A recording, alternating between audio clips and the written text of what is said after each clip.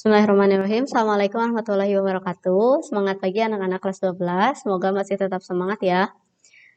Nah, di video sebelumnya kalian sudah mempelajari mengenai penyimpangan semu hukum Mendel yang penyimpangan alel. Sekarang kita lanjutkan ke penyimpangan gen ya.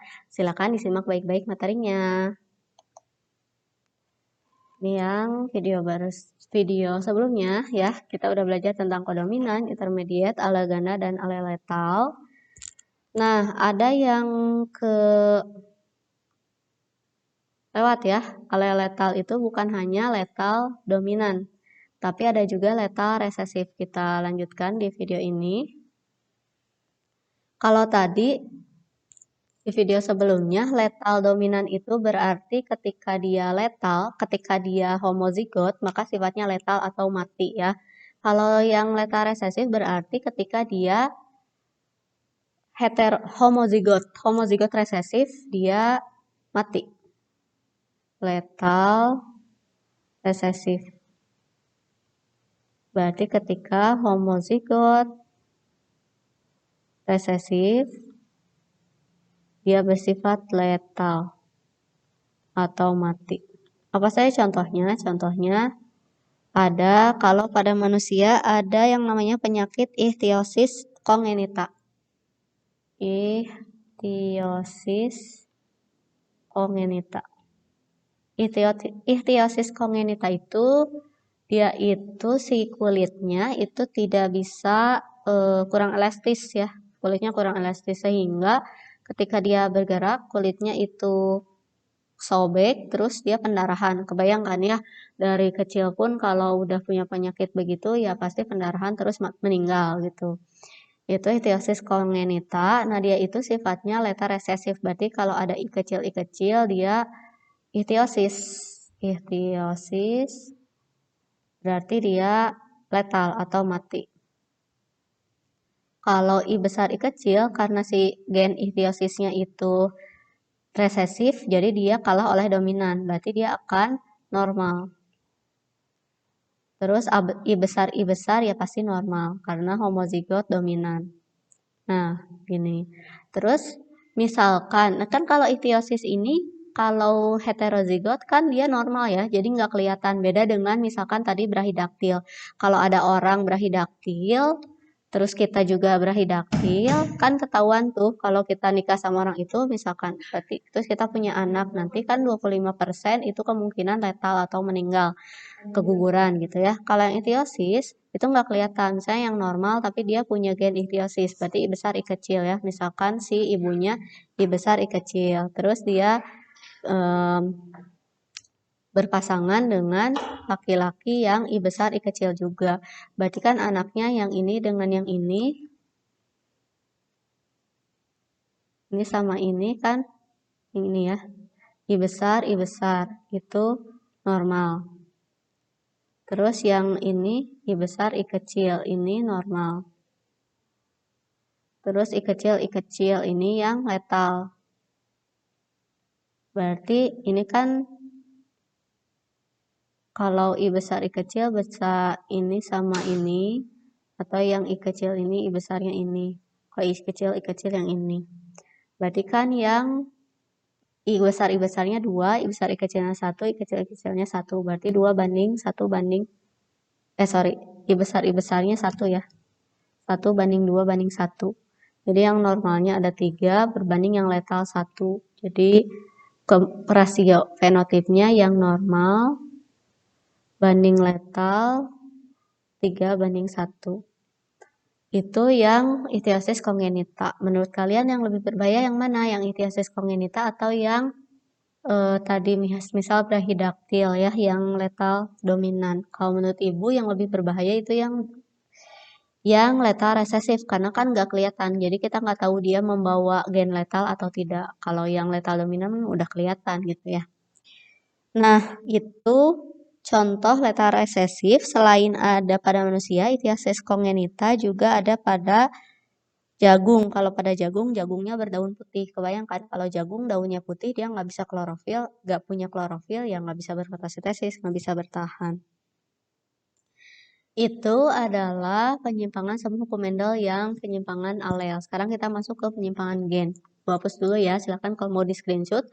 1, 2, 3. Oke. Nah, sekarang kita masuk ke penyimpangan gen.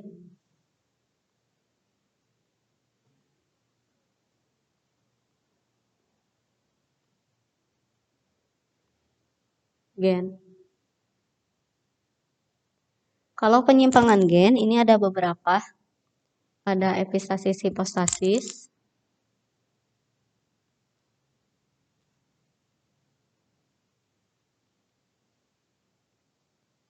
Ada polimeri. Ada kriptomeri.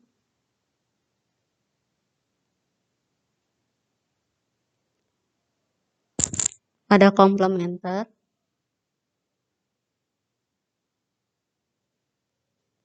Ada atavisme.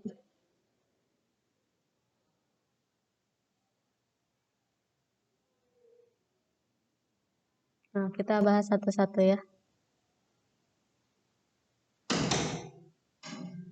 Yang pertama ada epistasis hipostasis.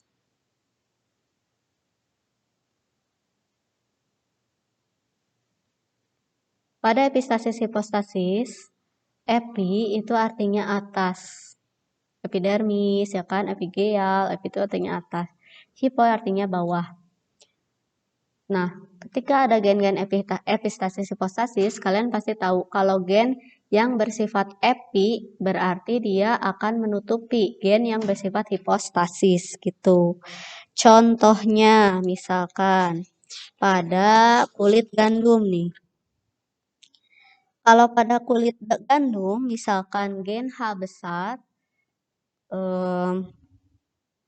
H itu untuk yang hitam misalkan ya. Contoh, H besar itu untuk hitam yang sifatnya itu epistasis. Sedangkan yang K besar itu sifatnya kuning dan hipostasis. Nah, sedangkan H kecil dan K kecil ini putih. Misal kita silangkan yang heterozigot dengan heterozigot ya. Misal H besar H kecil, K besar K kecil disilangkan dengan sesamanya H besar H kecil, K besar K kecil. Ini berarti sifatnya apa? Ada hitam, ada kuning. Tapi ingat, hitam itu epistasis, epi itu atas, menutupi. Berarti H besar H kecil, K besar K kecil itu hitam warnanya. Yang ini juga hitam. Nah, yang hitam disilangkan dengan yang hitam. Pasti hasilnya kalian kembali lagi ke video yang persilangan dihibrid ya. Karena kalau kita ibu terangin lagi sekarang 20 menit. Nah, lama. Jadi langsung aja kalian pasti menemukan 9 banding 3 banding 3 banding 1. 9 itu apa? 9 itu yang ada dominannya, ada H besar, terus ini bisa H besar, H kecil, bisa H besar, H besar, dan K besar, bisa K besar, K kecil, bisa K kecil, K kecil. Bu, ini 9 dari mana? Kalian kembali lagi ke video yang persilangan dihibrid. Nah, terus yang ketiga, ini pasti salah satu besar. H besar, H kecil, K besar, boleh apa aja. Ini juga H besar boleh apa aja, maksudnya boleh H besar, boleh H besar kecil, dan ada,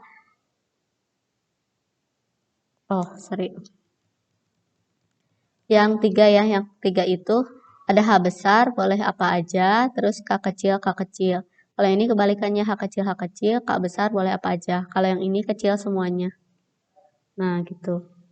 Yang 9, kita lihat, yang 9 ini ada H besar, ada K besar, berarti dia warnanya hitam. Karena walaupun K besar ini nggak satu alel sama H, tapi dia sifatnya hipostasis. Dia ketutup sama H. Jadi ini hitam. Terus yang ini ada H besar. Udah jelas nggak ada K besar kan? Jadi pasti ini hitam. Terus yang ini nggak ada nih H besarnya. Yang ada K besar. Maka si K besar ini muncul.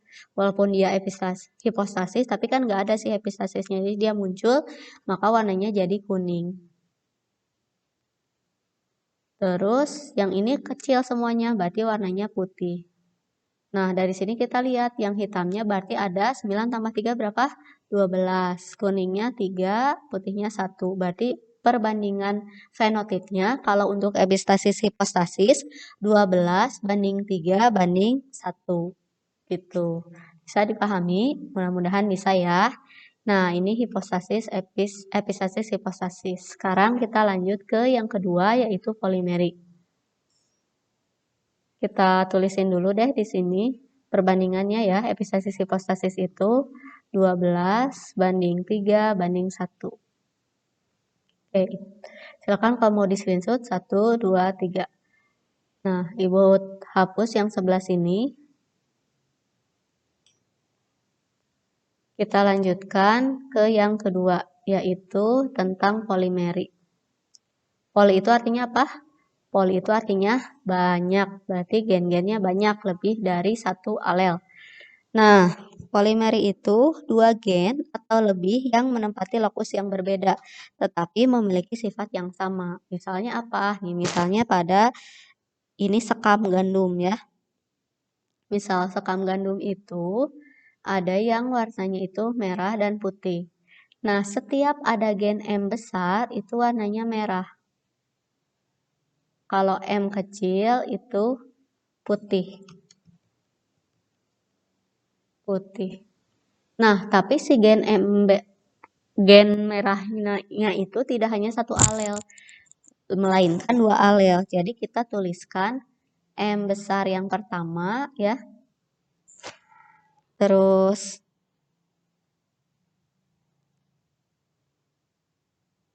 M besar yang kedua, jadi M1, M1, M2, M2 gitu. Kalau kita silangkan dengan yang putih, berarti M1, M1 kecil, M2 kecil, M2 kecil. Ini kan pasti dapat 100% M1, M1 kecil, M1 besar, sorry, M1 besar, M1 kecil, M2 besar, M2 kecil gitu kan. Nah, disilangkan dengan sesamanya M besar 1, M kecil 1, M besar 2, M kecil 2.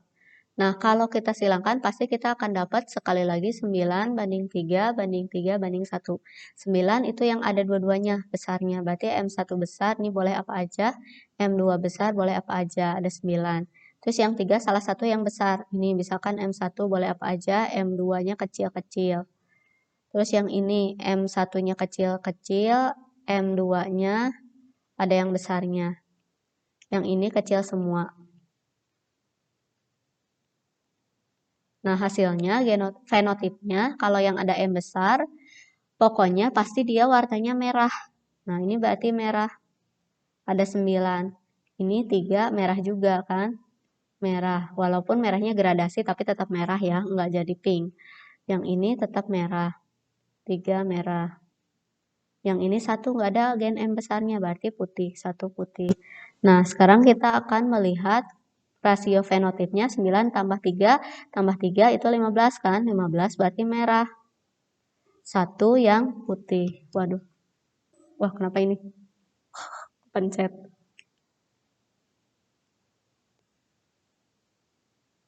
Wah, maaf ya.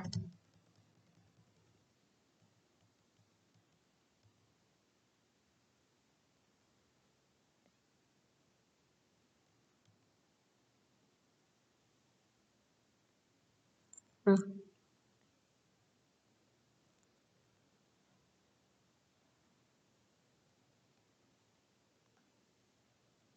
Ini ya putih ya. Nah, berarti yang tadi 15 merah, yang 1 putih. Rasio fenotipnya jadi merah banding putih 15 banding 1 nih. Ini udah enggak 9 banding 3 banding 3 banding 1 lagi. Jadi 15 banding 1. Itu polimeri. Mudah-mudahan bisa dipahami. Sekarang kita lanjutkan. Ini boleh di screenshot. Sok 1, 2, 3. Ya, kita hapus lagi ya. Nah, itu polimeri. Sekarang kita lanjut ke kriptomeri. Kalau kriptomeri itu kita bisa lihat pada bunga. Namanya bunga Linaria marokana.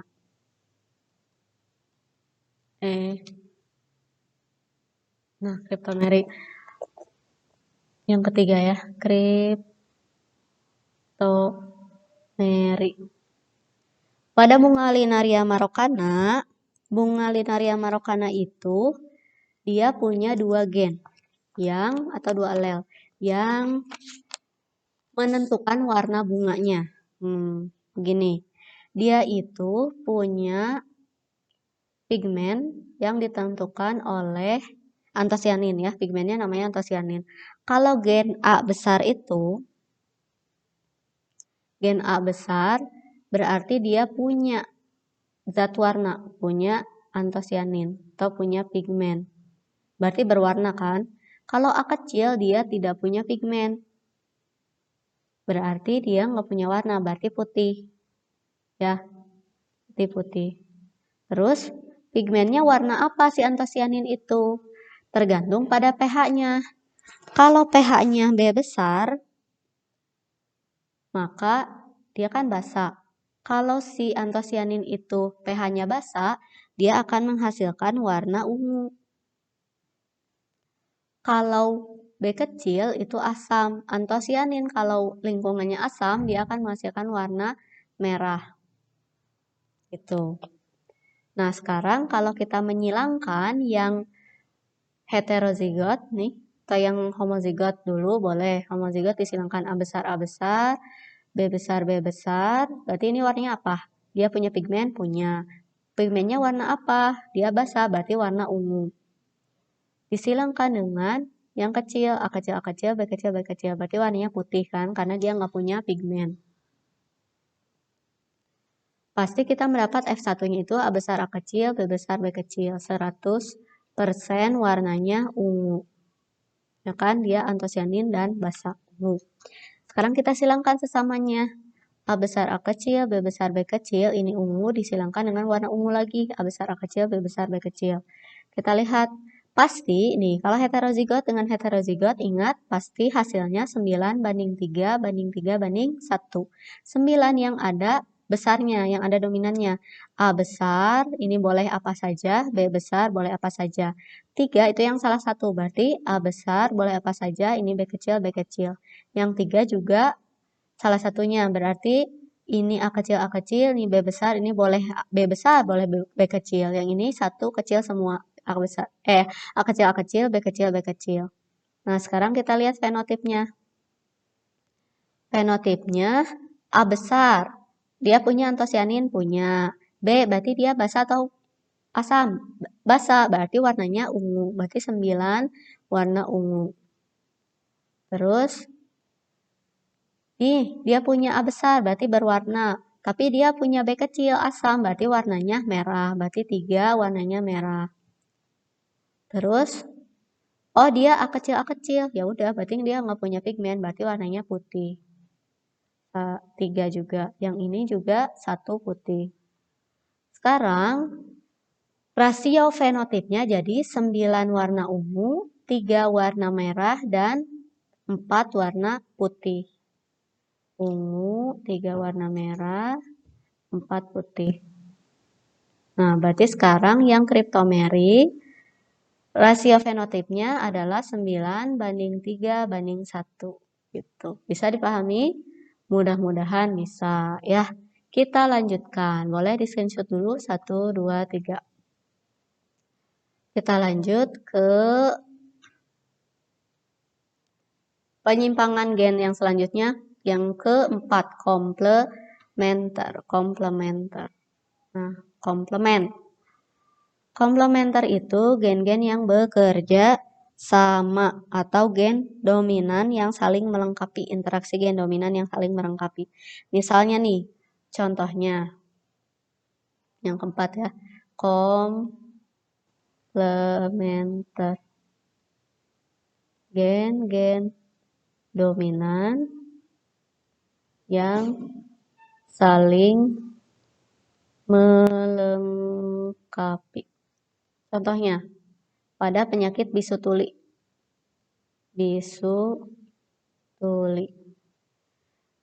Penyakit bisu tuli itu satu penyakit ya. Kenapa? Karena kalau dia tuli dari lahir, udah pasti dia bisu. Ya kan? Nggak mungkin dia bisa bicara karena dia nggak pernah mendengar orang bicara gitu. Oke, bisu tuli. Bisu tuli itu ditentukan oleh dua macam gen, yaitu gen B sama T ya, biar cepat, biar gampang. B besar dengan T besar.